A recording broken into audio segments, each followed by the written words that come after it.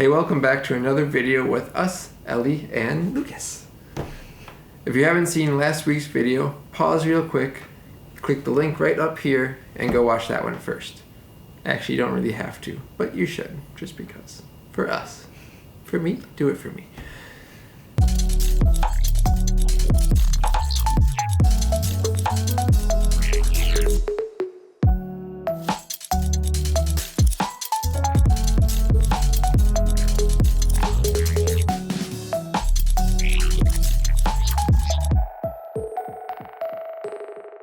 Today we're going to talk about the easy things that come to us when learning German from the perspective of native English speakers.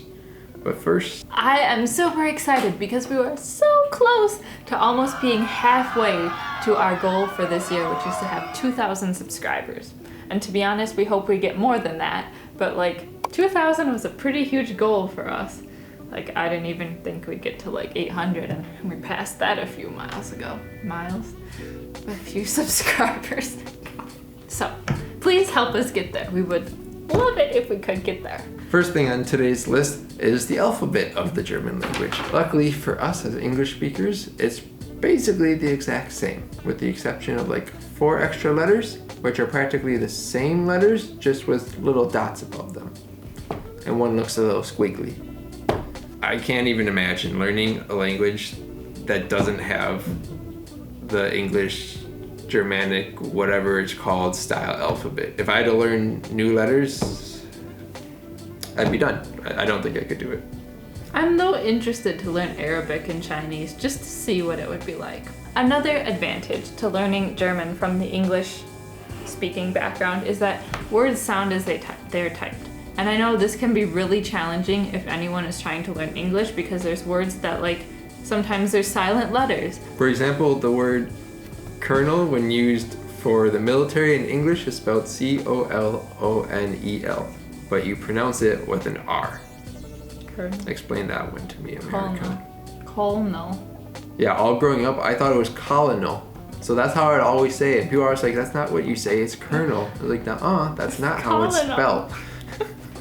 Let me tell you, I learned English. Yeah, welcome to the English language. So, anyways, getting back to German. German, they're so deutlich that virtually every letter is said. There's only a few words where that's not a case, and I can't really explain those to you right now. So, you can rest assured that when you learn German, as long as you learn what the alphabet sounds like, you will generally know how to pronounce each letter.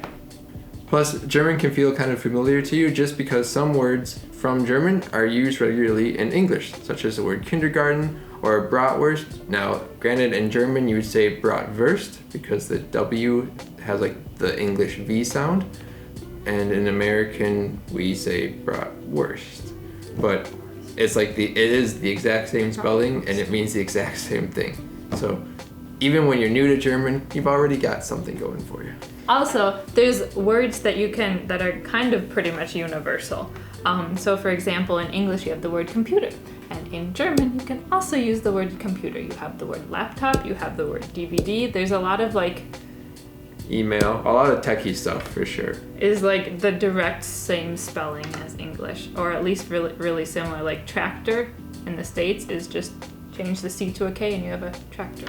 But even so, and this is something at least that I've noticed living here. I don't know if you've noticed, but often if you are speaking in German with someone and you're not even really sure what the German word is for what you're thinking, if you say the English word, have an 80% chance that person knows exactly what you're talking about, since a lot of people here speak English, and there's also a good chance that they might just use it. There's lots of words English words that Germans use in full German sentences. Not because they don't have a translation, they just I have a good example of this. Yeah. I think the first time I ever heard this was living here in Essen. We went into the supermarket and someone bumped into me and they said, "Oh, sorry." And I was like, "What?"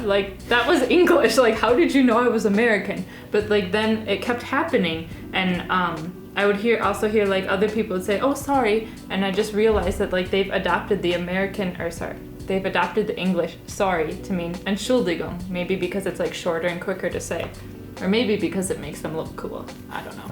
Lastly, and we kind of touched on this in last week's video too, when you're learning German, you can kind of guess what new words might mean based on like the various root words within the word. So for example, with Freizeit, if you didn't know what Freizeit meant, but you knew what maybe Zeit meant, that it means time, you could kind of infer that it means free time, even if you don't know the word for free, because like it just kind of sounds like it. Or the other way around, if you know Frei but you don't know Zeit, you could still maybe infer it. Sure, you could be wrong, but there's lots of examples where you kind of can guess. That's pretty cool. It helps me for sure. So yes, that's what we have, the perspective of two American English speakers and our experiences learning German.